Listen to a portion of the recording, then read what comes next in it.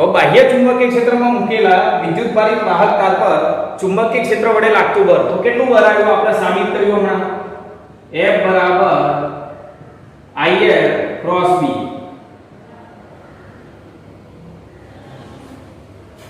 આ સૂત્ર જે છે એ ચુંબકીય ક્ષેત્રમાં કોઈ સુરેખ તાર મૂકેલો હોય તો એના માટે લાગુ પાડી શકાય. એટલે આ રીતે આ ચુંબકીય ક્ષેત્ર છે. હવે આ ક્રોસ નિશાની માટે પણ યાદ રાખજો. ક્રોસ નિશાની હોય તો ચુંબકીય ક્ષેત્ર સમતલને લંબ રૂપે અને અંદર તરફ હોય. આ ચુંબકીય ક્ષેત્ર કઈ તરફ છે? અંદર તરફ.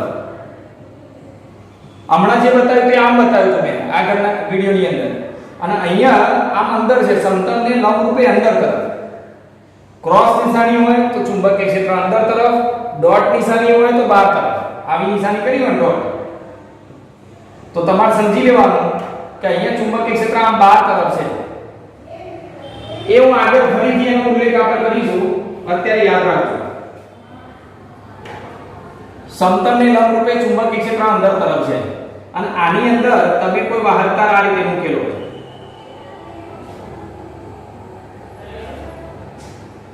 આ રીતે તમે કોઈ વાહક તાર મૂકેલો છે L લંબાઈનો. I પ્રવાહધારી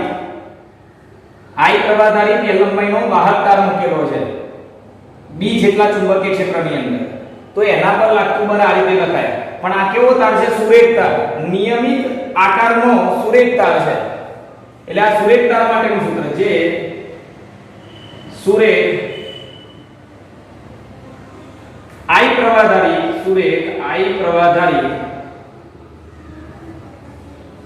L લંબાઈના વાહક પર બાહ્ય ચુંબકીય ક્ષેત્ર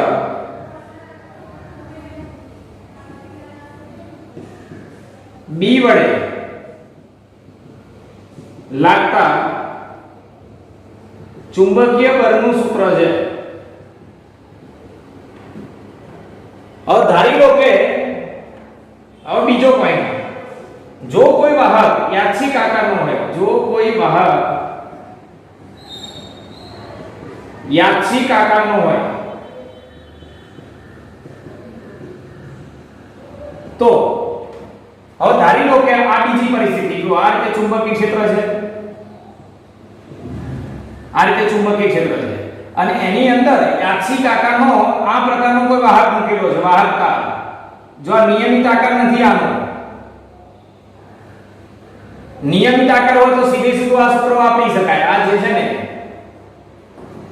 પણ યાદચ્છિક આકારનો એટલે ગમે તે અનિયમિત આકારનો. હવે આના પર લાગતું ચુંબકીય બળ તમારે શોધવું હોય તો આ તારને નાના નાના સૂક્ષ્મ ખંડોમાં વિભાગેલો કલ્પો પડે. જો પેલો આટલો ખંડ લઈ લેવાનો dl જેટલો અને પછી એ સૂક્ષ્મ ખંડ પર લાગતું ચુંબકીય ક્ષેત્ર વડે લાગતું બળ શોધી કાઢવાનું આ સૂત્રની મદદથી. અને પછી કુલ બળ શોધવું હોય તો સંકલન. એટલે શું કરવું પડશે? જો કોઈ વાહક યાદચ્છિક આકારનો હોય તો તેને dl લંબાઈના સૂક્ષ્મ ખંડમાં વિભાગે કલ્પો. આ દરેક સૂક્ષ્મ ખંડ પર બાહ્ય ચુંબકીય ક્ષેત્ર B વડે લાગતું ચુંબકીય બળ શોધી તેનો સરવાળો કરતા સમગ્ર નાના ખંડ પર લાગતું બળ પછી એવા નાના ખંડો પર લાગતું બળ એટલે એનો સરવાળો કરતો એટલે આ સમગ્ર વાહક પર લાગતું બળ મળી જાય. તો સમગ્ર વાહક પર લાગતું ચુંબકીય બળ. ચલો તો શું લખાય? નાના ખંડ પર લાગતું બળ I નાનો ખંડ એટલે dl ક્રોસ b. હવે તમારે સરવાળો કરવો હોય આનો તો સિગ્મા કરવું પડે. જો હવે આનો સરવાળો સિગ્મા dl કુલ બળ F બરાબર સિગ્મા dl. એટલે અહીંયા I sigma dl cross b. હવે તમે અહીંયા આ જે ખંડ છે એ અતિ સૂક્ષ્મ લીધો છે. જો લિમિટ આ ડેલ્ટા L ટેન્ડ્સ ટુ 0 હોય, મતલબ આ જે ખંડ છે ને નાનો ખંડ એ અતિ સૂક્ષ્મ હોય, તો આ જે સરવાળો છે ને એ સંકલનમાં પરિણમે. તો આપેલ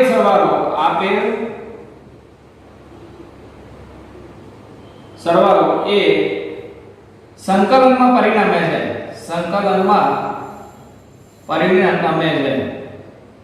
અને માટે અનિયમિત આકારના કોઈ તાર પર લાગતું કુલ બળ તો શું લખાય? I સંકલન dl ક્રોસ b. આ તમારે યાદ રાખવાનું.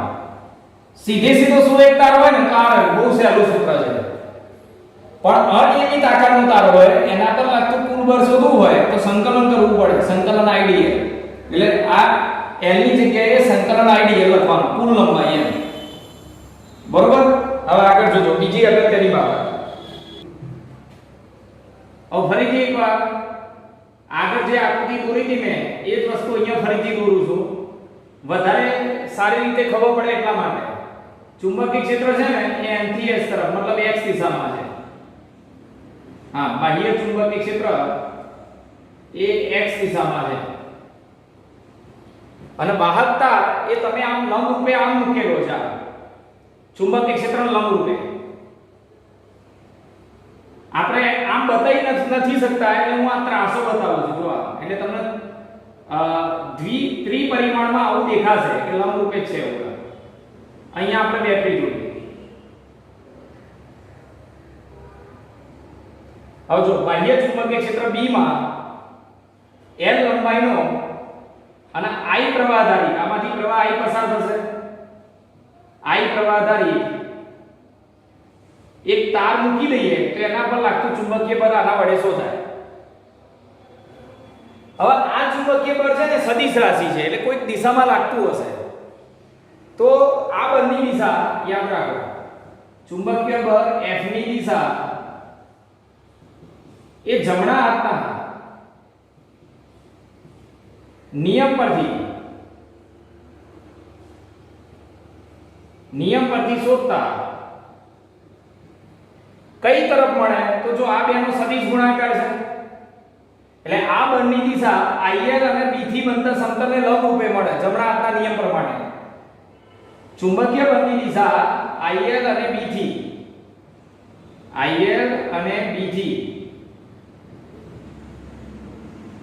બનતા સમતલને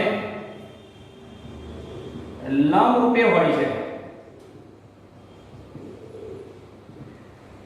હવે સમજો કઈ તરફ આવે હું આકૃતિ દ્વારા સમજાવું. જો જમણા હાથના નિયમ દ્વારા, જમણા હાથના નિયમનો બે રીતે ઉપયોગ કરી શકાય. બરોબર સમજો. આખા ચેપ્ટરની અંદર આ દિશા શોધવામાં જ બધી તકલીફો હોય છે. જ્યારે દાખલો ગણ્યા પછી દિશા લખવાની આવે ને ત્યારે બધાની ભૂલો થતી હોય છે. ચુંબકીય ક્ષેત્ર કઈ દિશામાં છે? x દિશામાં. એટલે આમ ચુંબકીય ક્ષેત્ર છે આ દિશામાં. હવે તમે એમાં તાર કેવી રીતે મૂકેલો છે?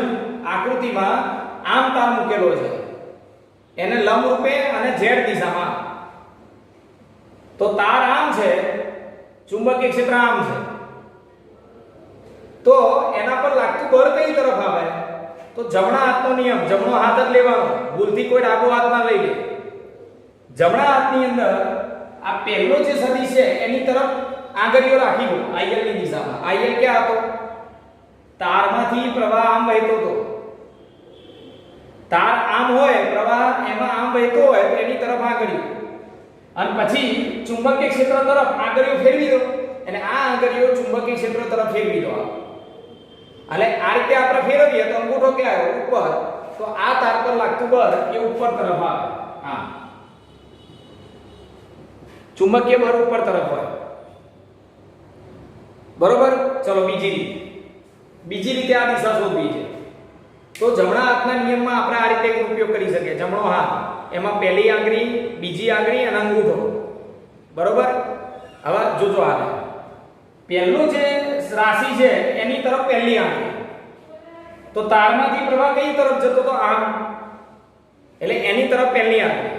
ચુંબકીય ક્ષેત્ર કઈ તરફ હતું? x દિશામાં, એટલે જો આમ, એટલે બીજી આંગળી. અંગૂઠો ક્યાં આવે? ઉપર, તો બળની દિશા ઉપર તરફ આવે. તો વિદ્યુત પ્રવાહધારી L લંબાઈના તાર પર ચુંબકીય ક્ષેત્ર વડે લાગતું બળ જમણા હાથના નિયમ પરથી શોધી શકાય. હવે કેટલીક રેફરન્સ બુકની અંદર, કેટલાક સોલ્યુશનની અંદર કેટલીક વાર ડાબા હાથનો નિયમ આપ્યો હશે, એવું અંદર લખ્યું હશે કે ડાબા હાથના નિયમનો ઉપયોગ કરતા, એટલે તમને કન્ફ્યુઝ ના થતા. જમણા હાથનો નિયમ ના ફાવે અને તમારે ડાબા હાથના નિયમનો ઉપયોગ કરવો હોય તો આનાથી થોડું ઉલટું લેવા. ડાબા હાથના નિયમમાં શું કરવાનું? ડાબા હાથનો ઉપયોગ કરતા હોય ત્યારે બરોબર ધ્યાન રાખજો, બીજી જે રાશિ હોય ને એની તરફ આંગળીઓ રાખવાની અને પહેલા તરફ ફેરવી દેવાની. જો ચુંબકીય ક્ષેત્ર આમ હતું, તાર આમ હતો, પ્રવાહ આમ જતો હતો તારમાંથી, તો ચુંબકીય ક્ષેત્ર તરફ આંગળીઓ રાખી IL પ્રવાહખંડ તરફ આંગળીઓ ફેરવી દો તો અંગૂઠો ઉપર આવે એટલે બળ ઉપર તરફ જાય. પછી આ રીતે વાપરવું હોય અને ફ્લેમિંગનો ડાબા હાથનો નિયમ કહેવાય, ધ્યાન આપજો. તો આમાં પણ એવું જ કરવાનું, પહેલી આંગળી પહેલા તરફ નહીં રાખવાની. જમણા હાથના નિયમમાં પહેલી આંગળી પહેલા તરફ, અહીંયા ઉલટું કરવાનું, પહેલી આંગળી બીજા તરફ, એટલે ચુંબકીય ક્ષેત્ર તરફ બીજી આંગળી, પહેલી આંગળી, પછી બીજી આંગળી છે એ પહેલા તરફ, અને અંગૂઠો ક્યાં આવ્યો? તેને લંબરૂપે ઉપર તરફ, એટલે બળ ઉપર તરફ લાગે. તો તમારે બંને નિયમો યાદ રાખવાની જરૂર નથી. યાદ રાખો તો પણ કંઈ અઘરું છે નહીં, ફેર ખાલી બદલાય છે. તો જો જમણા હાથનો નિયમ જ યાદ રાખો. ચલો, એ તો દિશા શોધતા તો તમને ખબર પડી ગઈ. ચલો, હું હજુ એકવાર અહીંયા આ ચુંબકીય ક્ષેત્ર આ રીતે છે, તમારે જવાબ આપવાનો છે બળ કઈ તરફ લાગશે, બરોબર? અને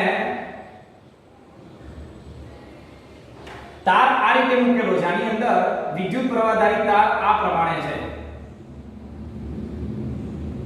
આ તારમાંથી પ્રવાહ આમ વહેતો હોય. બોલો, આના પર લાગતું બળ કઈ તરફ હશે? આ ક્રોસ નિશાનીનો મતલબ શું? ચુંબકીય ક્ષેત્ર સમતલને લંબરૂપે અને અંદર તરફ હશે. ચુંબકીય ક્ષેત્ર સમતલને લંબરૂપે અંદર તરફ. ચલો, બળની દિશા બોલો ઝડપથી. હાથનો ઉપયોગ કરજો બેઠા બેઠા મોબાઈલમાં, અને તમે દિશા નક્કી કરવાની છે. જલ્દી બોલો, કઈ તરફ હશે?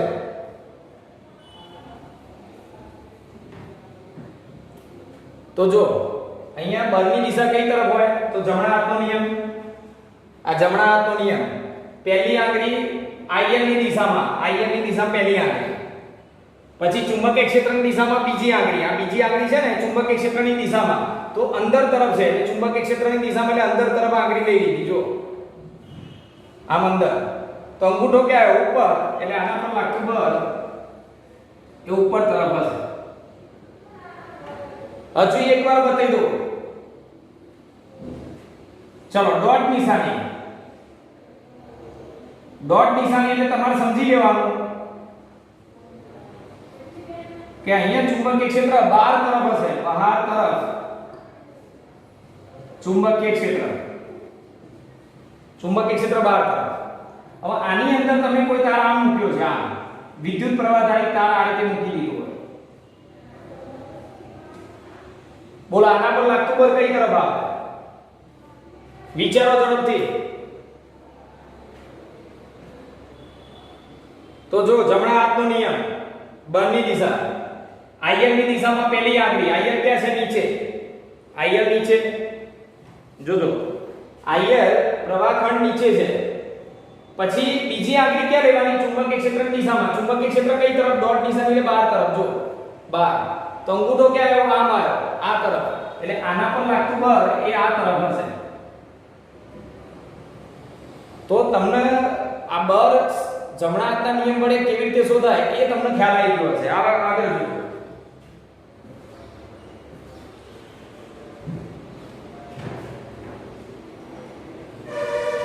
આ બળનું મૂલ્ય શોધવું હોય તો કેવી રીતે શોધાય? મૂલ્ય તો સદિશ ગુણાકાર છે, એટલે મૂલ્ય લખાય F બરાબર ILB sin θ. બરોબર? આ બળનું મૂલ્ય, જ્યાં થીટા એ કોની વચ્ચેનો ખૂણો? જ્યાં થીટા એ IL અને B વચ્ચેનો ખૂણો છે. IL અને B વચ્ચેનો ખૂણો.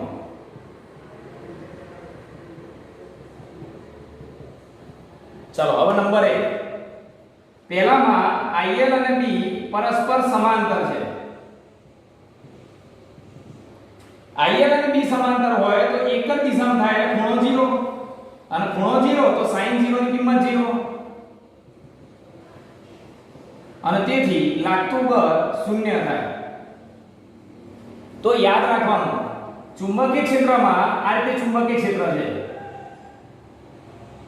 અને તાર પણ એ જ દિશામાં મૂક્યો હોય. જો આમ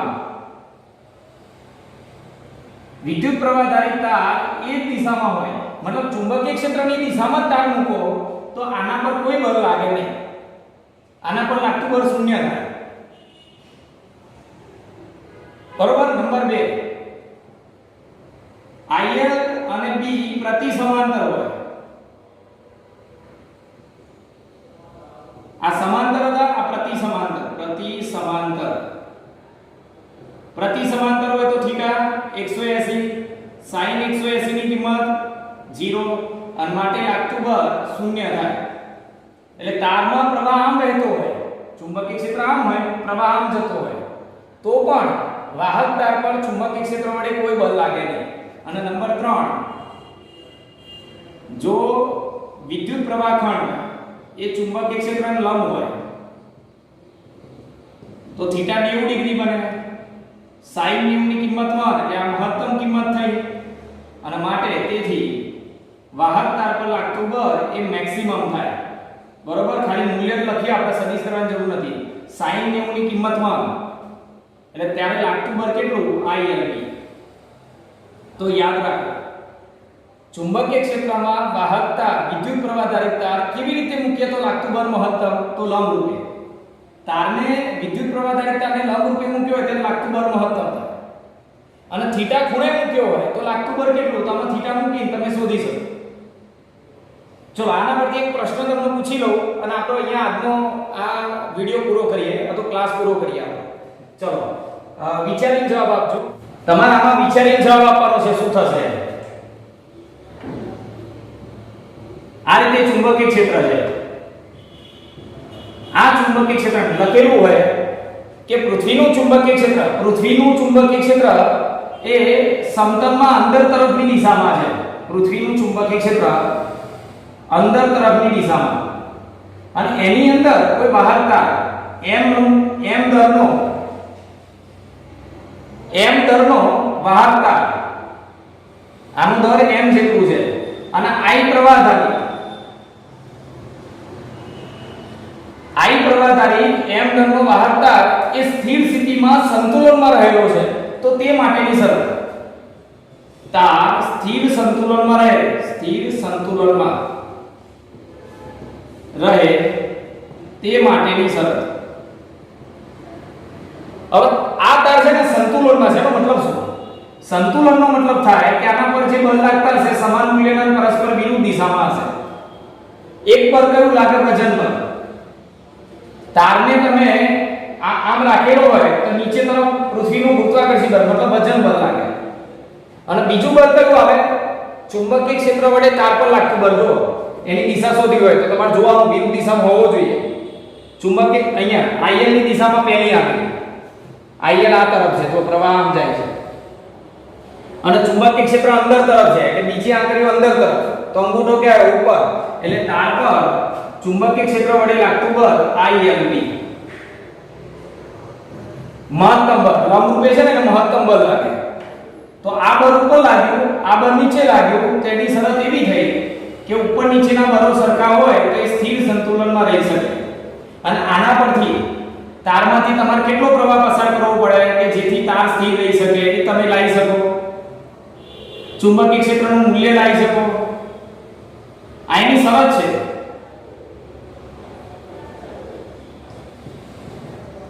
mg/ia. તારની લંબાઈ લાવી શકો, તારનું દળ લાવી શકો, વગેરે કિંમતો અહીંયાથી લાવી શકો તમે. બરોબર. તો આ થોડો એક્સ્ટ્રા પોઈન્ટ હતો, એ પણ આપણે અહીંયા પૂરો કર્યો.